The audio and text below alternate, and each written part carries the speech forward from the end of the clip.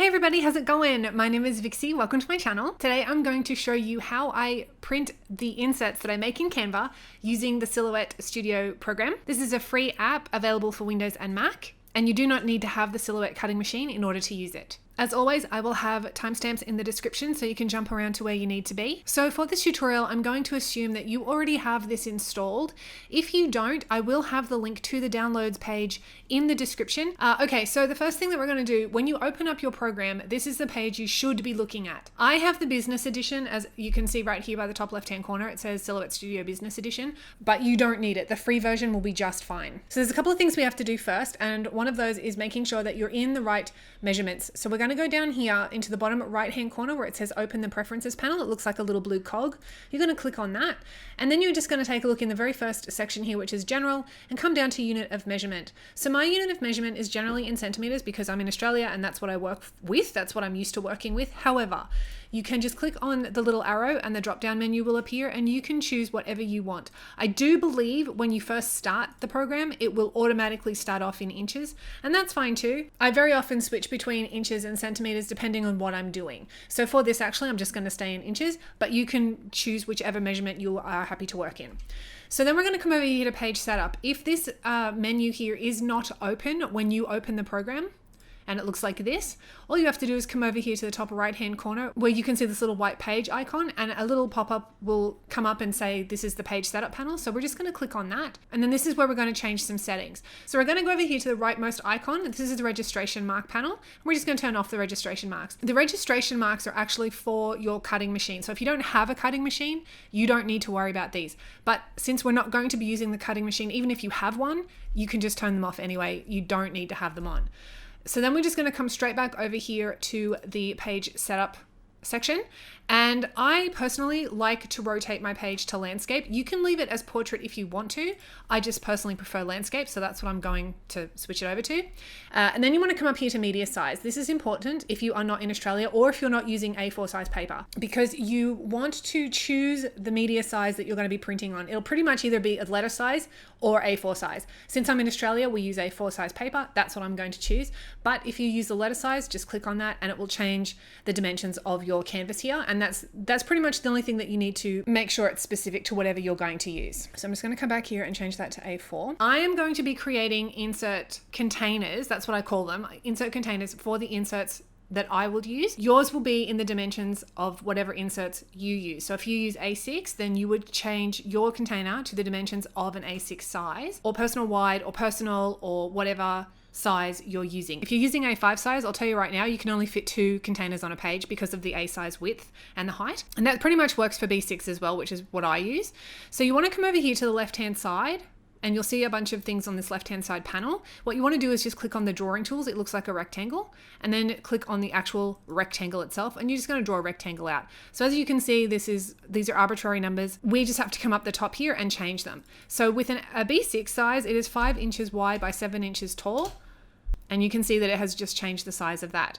So you can see that I can very easily get 2 of these on the one piece of paper. So in order to duplicate it, we're just going to select the rectangle here, this rectangle container like so, and we're going to open up the replicate panel. It's this funky little icon right here.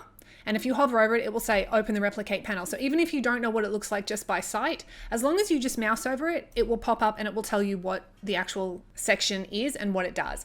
So we want to replicate this exact rectangle to the right, only one time. So we just come up here to where it says duplicate, and we're going to click on the right arrow. So there you go. Now we have 2 containers. I'm just going to move them apart actually, just so that it's a little bit easier for me when I go, well, after I print it, and then I can just use my paper trimmer.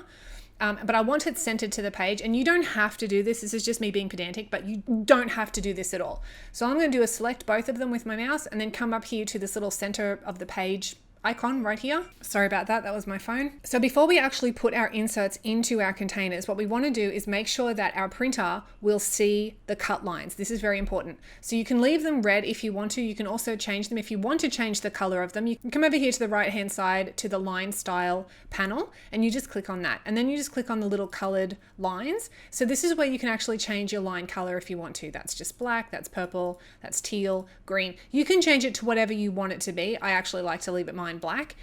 mainly because I do a lot of work on acetate and vellum, and a lot of the things that I print out are either transparent or white.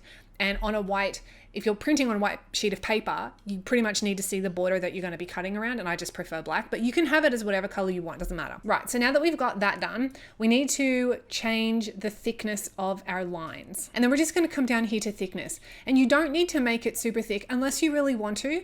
You don't have to. And the reason that we need to change the thickness is because if we come over here to the print icon where it says send to printer, if you click on this, you're not going to see anything. And that's because the lines of the containers that we just created are invisible to you, but not to your cutting machine. So because we're not using a cutting machine, we need to increase the thickness of these lines. I like to increase it to about 50. You can increase it to 1 point if you want to. This is half a point, 0.5.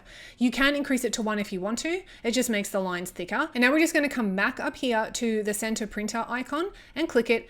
And now we can see that when we send this page to our printer, it will print with cut lines. So from this point, the easiest way that I have found to get your inserts into these containers is just by clicking and dragging. All right, so now what we're going to do is just simply drag and drop the image that we want to use, that we want to print out, into one of these containers. So I actually have 2 that I would like to print, and all I'm going to do is just drag it out of my file manager, like so, and drop it into the container like that. It's seriously that easy.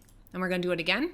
So I'm just going to move this out of the way. I'm going to shrink it down just a little bit here. And then I'm just going to grab my image, holding my mouse button down and dragging it into Silhouette and then letting it go, just dropping it. It's automatically going to resize itself to the size of your containers, just like this. So I know from doing this all the time that I can print this out right now as it stands, and I will be able to see the cut lines around my images, but I just want to show you. So we're going to come back up to the little printing icon and you can see the black line. When you've got images like this, it doesn't matter so much if you have a line around them or not, because they're a full image. It's not transparent, it's not white, they're an opaque image, and you can clearly see around the border of the image anyway. But if you had a white image here, actually, let me see if I can find something that's got a white, that's completely white. All right, this will do. So I'm just going to drag this in. So this is just one of my weekly overview templates, and you can see the black cut line around it, which is great. But so we're going to select that, and then I'm going to come back over here to the line style panel, and I'm just going to reduce that down to 0 again, so we can't see the thickness of the border. You can see it sitting here, and on your machine, you will be able to see it as well because it'll be on your canvas. But when you come up here to the little printer icon, it's gone. So because it's a white background printing on white paper, you're not going to see the outline of where you need to cut it out. The cut lines are gone. And so that's why it's really important that you have your cut lines set to a thickness that you can see comfortably. So now you can see it right here. We've just tested it again. All I did was click on the little printer icon up the top and it brings up the little print preview. And so you can see clearly that it's got the print border. So here is basically where you're just going to send it off to your printer. So you just press print like so. You come up here and you find whatever printer that you're going to send it to, and you can jump into preferences and make sure that it is gumming. It's going to be pulling the paper from whichever tray you've got your paper in. For example, on mine, I have a Canon TS 9160, and for all my sticker paper, for my acetate, for my vellum, for anything that's not ordinary printer paper, I have it shoved in the back tray, or the rear tray as it's called. So I would have to come in here and automatically select rear tray so it will pull from the right section. But if you don't have to do any of this, don't worry about it. You would just click print at this point and it would send it off to your printer and you're done. It'll print out, and then all you have to do is cut around it either with your paper trimmer or your scissors, and then stick it in your planner. Like, that's it. That's honestly how easy it is. There's nothing else to it. And I swear, once you start printing your inserts like this, you'll probably never print them in any other way, because this just makes life so much easier. You would not do this with PDF file though. Like, PDF files are usually formatted to print correctly on your printer anyway. But yeah, anyway, that's it. Let me know if you have any questions. I'm going to move on to the ring bound planners now. So if this is where I leave you, thank you so much for watching. I really, really hope that you enjoyed it, and I'll catch you in the next one. Okay, if you have a ring bound planner, this is the section for you. Okay, so what we're going to first off do is come over here to the left hand side, and we're going to click on the drawing tools panel, and then we're going to come over to the very first one, which is a rectangle, and all you're going to do is just draw out your rectangle like so. The measurements that you've drawn out are probably not correct to the insert that you want to create, and that's fine. So all you have to do is come up here to where it says W. We're going to change the width. All right, so I use a personal wide rings, so my inserts are going to be 4.75 inches wide by 6.7 inches tall. And because I can fit 2 of these on my piece of paper, I'm going to duplicate this container, and I'm going to do that by coming over here onto the right hand side to this duplicate or replicate panel, I should say. And if you're unsure about what it looks like just by, visually looking at the icons, if you just hover over the icons, it will end up giving you a little pop-up and tell you what they are anyway. So we're going to open up the replicate panel and I'm going to duplicate it once to the right, not like that, by clicking on this button right here. It says duplicate right. And there we go. Now we've got 2 of them. And then you can just line them up however you'd like. I like to have mine both centered. All I did was make sure that both containers are selected. And then I just came up here to the center to the page tool, click it, and then it automatically centers your containers to the page. I need to make sure that I can see the lines in my printer.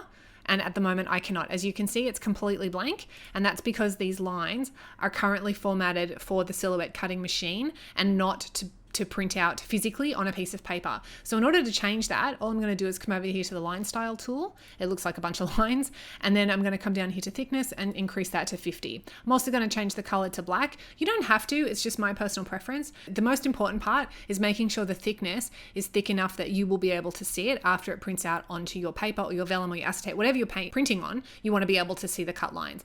Now we can come over here and check that just by clicking on the little printer icon. And there you go. What you see now is what is going to print from your printer, so you will be able to see the cut lines and you will be able to cut around them accordingly. So I'm just going to cancel that. The thing with the rings planner is that you have basically 2 choices when it comes to creating your inserts. You can create them so that when you punch your holes in them, it's going to punch a hole through the image, or you will have to create a buffer where the holes will go. So I'm going to show you, let's see, I'm just going to drag, where's my image? Here we go. All right, so if I'm going to print out this image, all I did was drag and drop it from my file manager into this container. It's super fast, super easy. If I was to print this out directly as it is, when I put my holes in it, it's going to punch through the image. If that's something you don't care about, fine. You can just do it exactly the same way I did the book bound inserts. But if you don't want your image to have holes in it, you're going to need to create a buffer. So you're going to have to also measure your particular rings, because I don't know if the edge of the paper to a point past where your rings are is the same width as what it is for mine.